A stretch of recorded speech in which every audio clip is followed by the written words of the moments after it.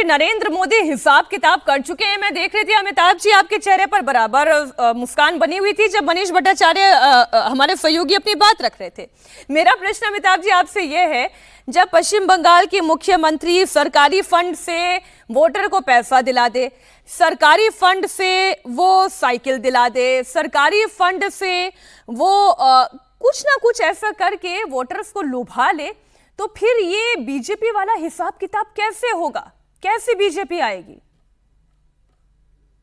देखिए, प्रधानमंत्री जो स्पीच के जो हाइलाइट्स हैं, अगर आप देखें तो 3 बड़े मुद्दे हैं बंगाल में। वो हमारे सर्वे, वोट वाइब सर्वे में भी क्लियरली दिखते हैं। सबसे पहला है लैक ऑफ डेवलपमेंट और बेरोजगारी, दूसरा है law and order, women safety, और तीसरा है करप्शन।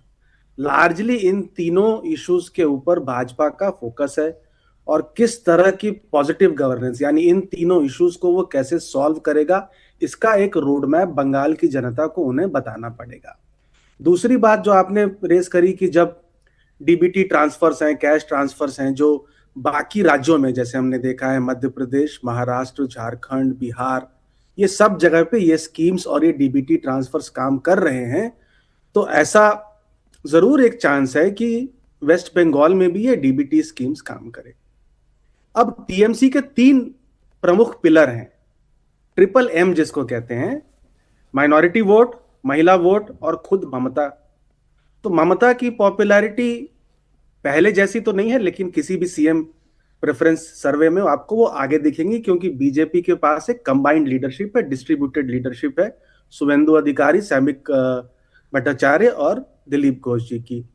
महिला वोट में उनकी पकड़ अभी भी मजबूत दिखाई देती है। अमिताभ जी, मैं दोबारा आपके पास आऊंगी, लेकिन आप जब बोल रहे थे तो राशिद जी एक सबमिशन के लिए इंटरवीन करना चाह रहे थे। बोले राशिद जी। हाँ मीनाक्षी, देखिए, मैं जो अमिताभ कह रहे थे, हमारे मित्र हैं, वो उसी की बात को मैं कह रहा था। आप भवानीपुर में जो प्रधानमंत्री इतने दमखम से बोल रहे हैं, और आपके करस्पॉन्डेंट भी कह रहे थे, हमें वहां का जरा मार्जिन देखना चाहिए। मार्जिन ऑफ विक्ट्री 2021 में क्या था? ममता बनर्जी 58,832 वोटों से जीती है।